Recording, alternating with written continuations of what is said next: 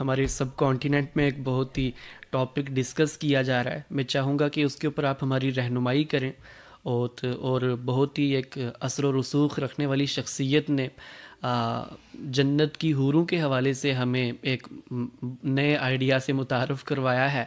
اور نام تو نہیں لینا مناسب ہوگا، لیکن جو بات انہوں نے کی ہے میں چاہتا ہوں کہ آپ اس کے اوپر ہماری رہنمائی فرمائیں، اپنا تجزیہ پیش کریں. انہوں نے یہ کہا ہے کہ جنت کے اندر بہت سی حوریں ہوں گی، لیکن سب سے جو خوبصورت حور ہوگی یا پھر جو سب سے ایسی حور ہوگی جس پر ساری کی ساری جنت کی حوریں رشک کریں گی، اس کا نام لائبہ حور بتایا جا رہا ہے. اور اس کے حوالے سے جو سب سے شاکنگ چیز بتائی انہوں نے وہ یہ تھی کہ ان کی لائبہ حور نامی جو حور ہیں ان کی ہائٹ بیسیکلی 130 فٹ لمبی ہوگی.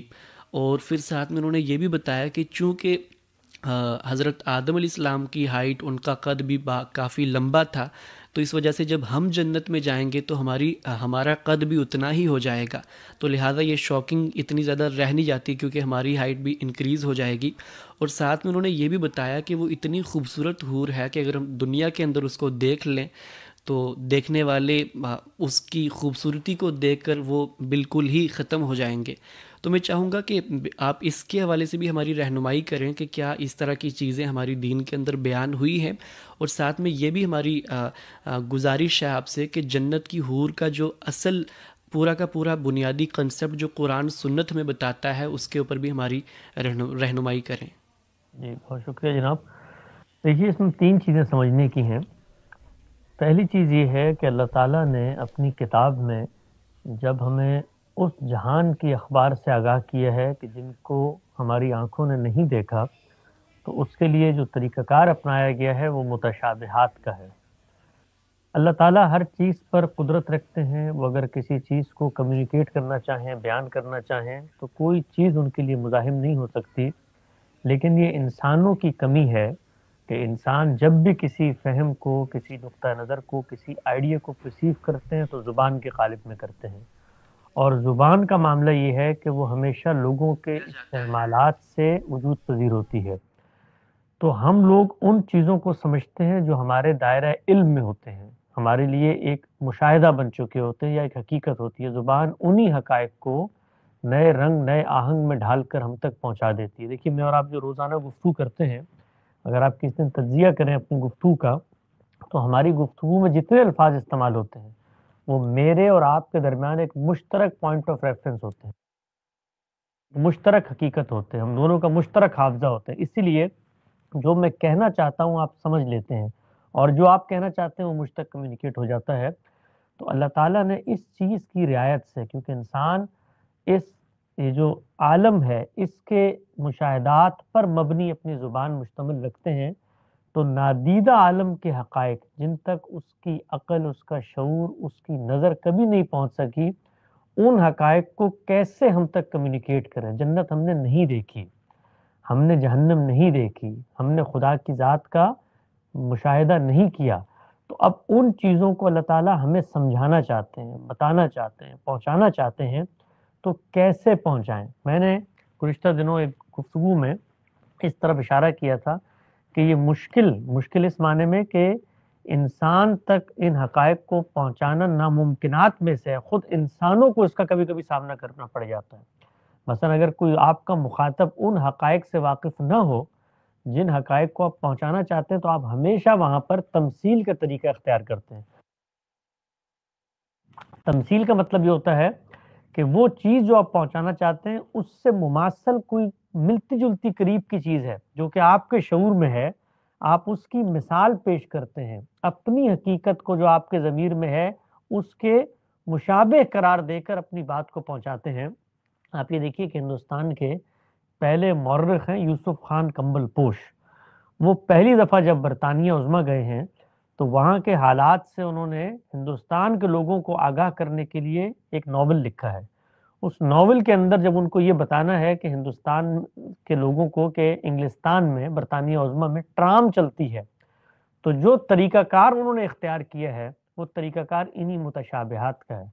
وہ کہتے ہیں کہ لندن کی گلیوں میں آہنی سلاخیں گڑی ہوئی ہوتی ہیں اور ان کے اوپر لوہے کا بنا ہوا ایک ڈبہ بکٹوٹ گھوڑے کی طرح دوڑے پھرتا ہے.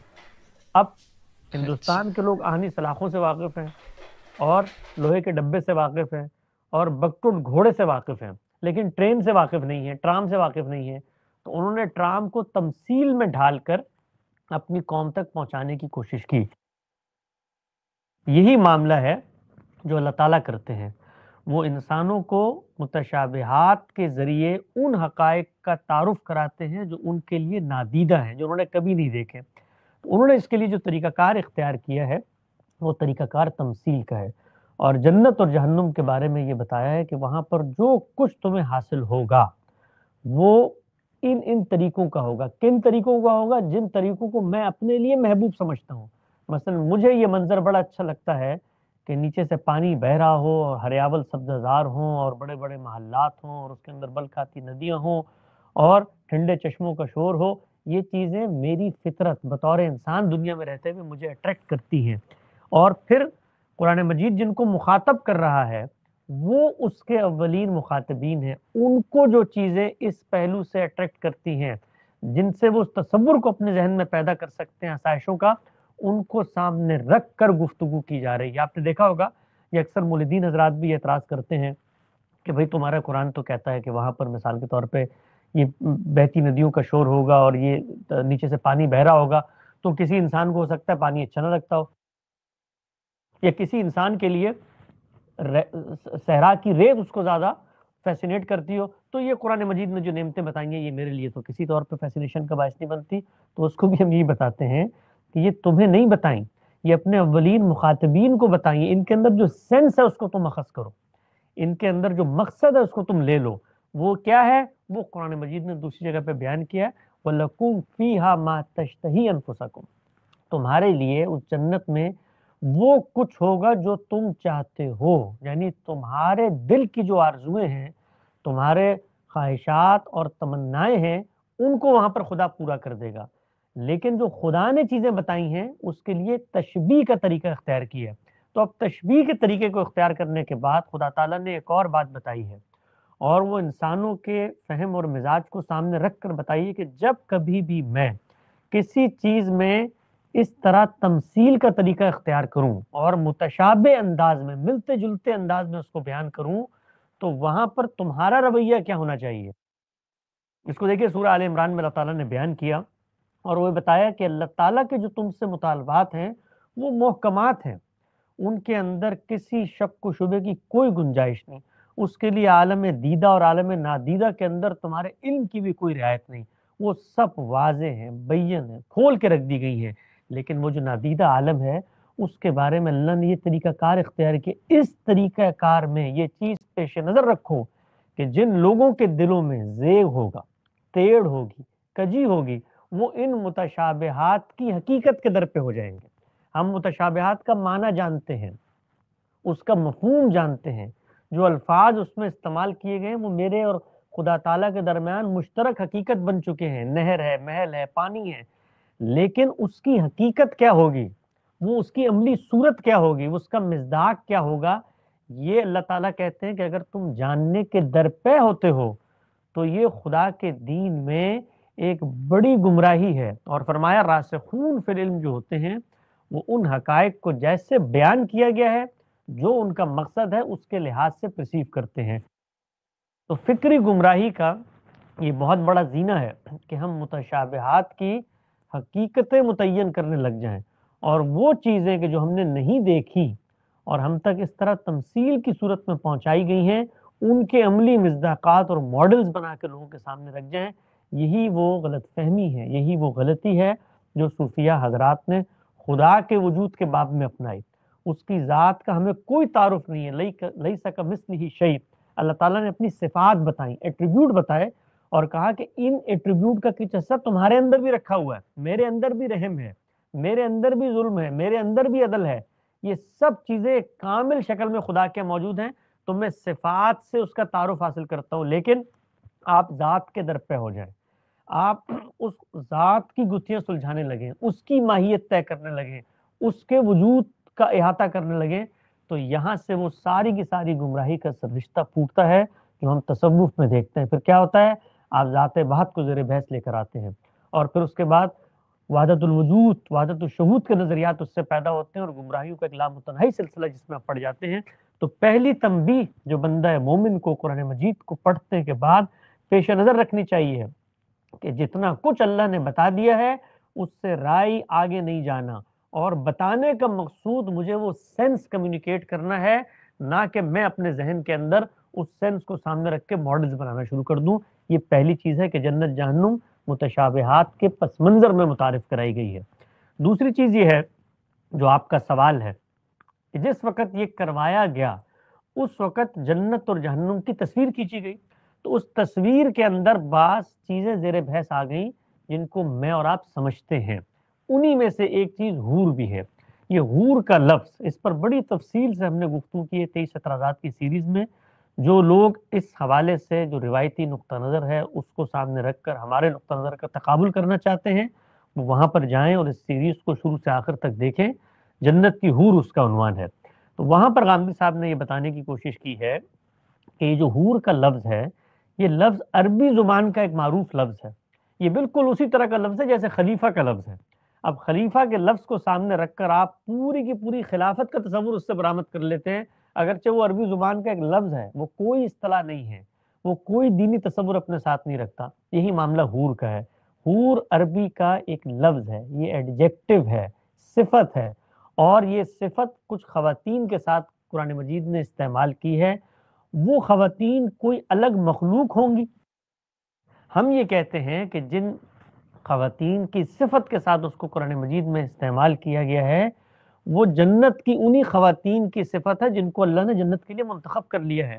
وہ وہی خواتین ہیں جن کے بارے میں پورا قرآن مجید یہ بتاتا ہے کہ ان کو ارادے اختیار کے امتحان میں ڈالا گیا تھا، وہ اپنے استحقاق کی بنیاد پہ جنت میں داخل ہوں گی۔ داخل ہونے کے بعد اللہ تعالیٰ ان کے حسن میں، ان کے جمال میں، ان کی شخصیت میں، ان کے رنگ روپ میں اس طرح کا غیر معمولی اضافہ کر دیں گی کہ وہ آہو چشم ہو جائیں گی، یعنی آنکھوں کو لبھانے والی ہو جائیں گی۔ اس کو عربی زبان میں حور سے تعبیر کیا جاتا ہے۔ یہ بات ہے جو قرآن مجید میں زیر بحث ہے۔ اس بات میں کہیں اس چیز کی بھی نفی نہیں ہوتی کہ اللہ تعالیٰ انسانوں کے لیے اور انسانوں کے مطالبے پر اور اس کی تسکین کے لیے کوئی الگ سے مخلوق پیدا کر کے وہاں مہیا نہیں کرے گا، اس کی سرے سے کوئی نفی نہیں ہوتی، نہ نفی ہوتی ہے نہ یہ زیر بحث ہے۔ اگر کچھ لوگ اپنے دل میں یہ خواہشات رکھتے ہیں کہ اللہ تعالیٰ وہاں پر انہیں کوئی اور مخلوق دے دے، تو قرآن مجید نے کیٹیگوریکل جواب دے دیا ہے کہ جنت کے بارے میں وَلَكُمْ فِيهَا مَا تَشْتَهِي أَنفُسَكُمْ، تمہیں وہ کچھ ملے گا جو تم چاہتے ہو۔ لہٰذا نہ قرآن مجید سے کسی علیحدہ مخلوق کے حور ہونے کا تصور برآمد کیا جاتا ہے، اور جو چیز قرآن مجید میں زیر بحث ہے وہ انہی عورتوں کو بطور صفت کے اللہ تعالیٰ نے بیان کر دیا ہے کہ یہ اتنی آہو چشم ہوں گی، یہ اتنی لبھانے والی، نظر کو بھانے والی خواتین ہوں گی۔ یہ چیز ہے جو حور کے تصور سے متعلق ہے۔ اس میں ایک تیسری چیز جس کی طرف میں آخر میں اشارہ کرنا چاہتا ہوں وہ یہ کہ جب بھی کوئی روایت وجود پذیر ہوتی ہے اس کے اندر اس نوعیت کے فکری انحرافات پیدا ہو جاتے ہیں، لوگ چیزوں کی تعین میں چلے جاتے ہیں، اور لوگوں کی ترغیب کی غرض سے لوگوں کو کسی چیز کی طرف راغب کرنے کے پیش نظر کہانی کے اندر تھوڑا سا رنگ بھرنے کی کوشش کرتے ہیں، زیب داستان کی صحیح کرتے ہیں۔ یہ جو لوگ ہوتے ہیں یہ لوگ ہر دور میں ہوتے ہیں، یہ آج بھی ہیں، آج سے پہلے بھی تھے، رسالت پاک صلی اللہ علیہ وسلم کے عہد کے بعد بھی نمودار ہوئے۔ صرف اسلام میں نہیں، باقی جو مذاہب کی روایت اور تاریخ ہے ان کے اندر بھی اس طرح کے لوگ موجود ہیں۔ یہ انسان کا ایک مرض ہے۔ انسان کے اس مرض کو سامنے رکھ کر خود علوم اسلامیہ کی تاریخ میں بھی بہت سارے لوگوں نے یہ کام کرنے کی کوشش کی۔ کیا کوشش تھی؟ وہ کوشش تھی جو واعظین حضرات کرتے ہیں، جو قصہ گو حضرات کرتے ہیں، کہ سادہ سی حقیقت کو اس طرح سے مجسم کر کے لوگوں کے سامنے رکھتے ہیں کہ وہ چیز ان کے لیے نظریہ نہ رہے، وہ چیز ان کے لیے حقیقت بن جائے۔ تو لوگوں کو ترغیب دلانے کے لیے آپ نے دیکھا ہوگا کہ خود قرآن مجید کے باب میں باقاعدہ موضوع روایات سامنے آتی ہیں، یعنی کچھ لوگوں نے یہ فیصلہ کیا کہ اللہ تعالیٰ کی کتاب سے لوگ دور ہو رہے ہیں، تو انہوں نے ایک اچھی نیت سے باقاعدہ طور پر جھوٹ کو گڑھ کے لوگوں میں بیان کرنا شروع کر دیا۔ وہ جھوٹ جو میرے آپ کے لیے جھوٹ ہے، اگر آپ ان کی جگہ پر کھڑے ہوں تو وہ اصل میں ایک قصہ ہے جو ایک بڑے مقصد کی ترغیب کا باعث بن جاتا ہے۔ تو ہمارے محدثین نے غیر معمولی انداز میں یہ کام کر کے ان لوگوں کو باقاعدہ پکڑا، ان سے پوچھ گچھ کی اور ان کی روایات کو کیٹیگرائز کر کے الگ حدیثوں کی کتابوں میں یا اس سے الگ متعین کر کے لکھ دیا۔ یہ جو نسخے انہوں نے مرتب کی ان میں سرے سے ان چیزوں کو لیا ہی نہیں، ان کو ہم موضوعات کہتے ہیں، وہ روایات جو آپ نے خود سے پیدا کر لی ہیں ان مقاصد کے پیش نظر۔ تو یہ جو مرض تھا، جس طرح قرآن مجید کے باب میں سامنے آیا، اسی طرح سے جنت اور جہنم کے باب میں سامنے آیا۔ تو جنت کے باب میں لوگوں نے پھر اس طریقے سے روایات پیدا کی اور جو تصورات موجود تھے، کچھ قرائن، کچھ شواہد، کچھ اشارات، کچھ روایتوں میں کچھ چھوٹی سی بات مل جاتی ہے، اس کو آپ اٹھاتے ہیں اور اٹھا کے یہاں تک پہنچا دیتے ہیں۔ ہم نے حوروں کے حوالے سے جتنی صحیح روایات ہیں، صحیح کا مطلب وہ روایات جو محدثین کے ہاں صحیح یا حسن درجے کو پہنچتی ہیں، میں نے خود ان کے اوپر کام کیا اور وہ کام ہماری جو کتاب علم النبی آ رہی ہے اس کے اندر موجود ہے، انٹرنیٹ پہ بھی آپ اس کو دیکھ سکتے ہیں۔ جنت کی حور کے عنوان سے کل ملا کر 6-7 روایات ہیں جو صحیح یا حسن کے درجے کو پہنچتی ہیں، اور ان روایات میں سرے سے کوئی اس طرح کی روایت پائی نہیں جاتی کہ وہ کوئی خاتون ہوگی، اس کا نام لائبہ ہوگا، اس کا قد اتنا ہوگا اور وہ اتنی اونچی ہوگی اور یہ معاملات ہوں گے۔ یہ سب کی سب چیزیں محدثانہ جو معیارات ہیں ان پر پوری نہیں اترتی۔ یہ گفتگو سننے کے بعد ایک آخری نقطہ بھی جان لیں، وہ یہ کہ یہ سب کچھ علم کے مرائض ہیں، علم کے امراض ہیں۔ علم امراض سے نمٹنے کا جو طریقہ ہے وہ علمی طریقہ ہے۔ اس علمی طریقے میں ہمیشہ سے لوگ تنقید کرتے چلے آئے ہیں، ہم نے بھی تنقید کی ہے، اس سے پہلے بھی لوگ تنقید کرتے ہیں، خود علماء میں سے بھی لوگ تنقید کرتے ہیں کہ یہ جو موضوعات ہیں، یہ جو اس طرح کی قصے کہانیاں، ان کو ہمیں اپنے دینی لٹریچر کا حصہ نہیں بنانا چاہیے، لیکن علم کے مرض کو علم کے طریقے پر ڈائگنوز کر کے علم کے طریقے پر حل کرنا چاہیے۔ اس میں یہ جو لب و لہجہ ہے نا کہ بھائی یہ ہمارے بزرگوں نے فراڈ کیا ہے، رسول اللہ کے ساتھ فراڈ کیا ہے اور اس طرح کی چیزیں، اس کی کوئی گنجائش نہیں ہوتی۔ لوگوں نے غلط چیزیں شامل کرنے کی کوشش کی ہے، ایک بہت بڑا طبقہ ہے علماء کا، محدثین کا، جو ان چیزوں کو بھانپ چکا ہے اور ان کے رد میں کھڑا ہوا ہے۔ آپ کو ان کے شانے بشانہ کھڑے ہونا چاہیے، علمی زبان، علمی لب و لہجہ اپنانا چاہیے اور اس کے اندر ان تمام چیزوں کے اوپر تنقید کریں۔ ہم بھی کرتے ہیں، لیکن کیا کبھی یہ کہتے ہیں کہ جو شخص سے بیان کر رہا ہے وہ مثال کے طور پر رسول اللہ کے ساتھ فراڈ کر رہا ہے یا وہ غدار ہے اس ملت کا؟ یہ چیزیں، یہ جو باہمی نزاعات اور دست و گریباں ہوتے ہیں لوگ اس میں چلتی ہیں۔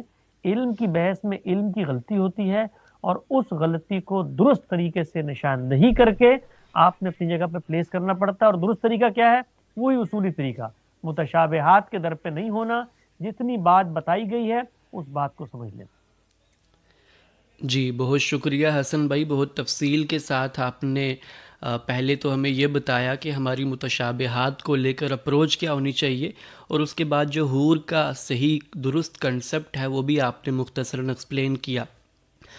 حسن بھائی، میں اسی کے ساتھ ایک چھوٹا سا پوائنٹ پر آپ کی رہنمائی لینا چاہوں گا کہ جو لوگ یہ چیزیں بیان کرتے ہیں، اس طرح کی احادیث مبارکہ بیان کرتے ہیں، وہ خود اس بات کا اقرار کرتے ہیں کہ یہ ضعیف احادیث ہیں، لیکن وہ ساتھ میں یہ بات بیان کرتے ہیں کہ ضعیف حدیث جو ہیں وہ فضائل کے باب میں قابل قبول ہوتی ہیں۔ تو اس نقطے پر آپ کیا عرض کرنا چاہیں گے؟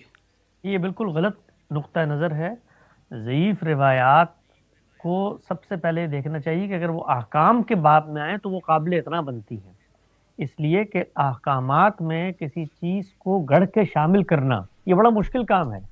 لوگ کبھی یہ نہیں چاہتے کہ شریعت کا کوئی نیا حکم دریافت کر کے احکامی حکم کو اس طرح سے بیان کریں اور وہ حقیقت میں ضعیف ہو، تو وہاں پر تو قابل اعتنا بنتی ہے ضعیف روایت۔ دیکھا جاتا ہے کہ بھائی یہ اضافہ کیسے سامنے آ گیا، لیکن فضائل کے باب میں تو سرے سے اس کی کوئی گنجائش ہی نہیں ہے۔ دیکھیے رسالت مآب صلی اللہ علیہ وسلم نے دو ٹوک انداز میں اس بحث کا فیصلہ کر دیا ہے، اور آپ نے یہ فرمایا ہے کہ جو کوئی میری نسبت سے کوئی ایسی بات بیان کرتا ہے جو میں نے نہیں کہی تو وہ اپنا ٹھکانہ جہنم میں بنا لے۔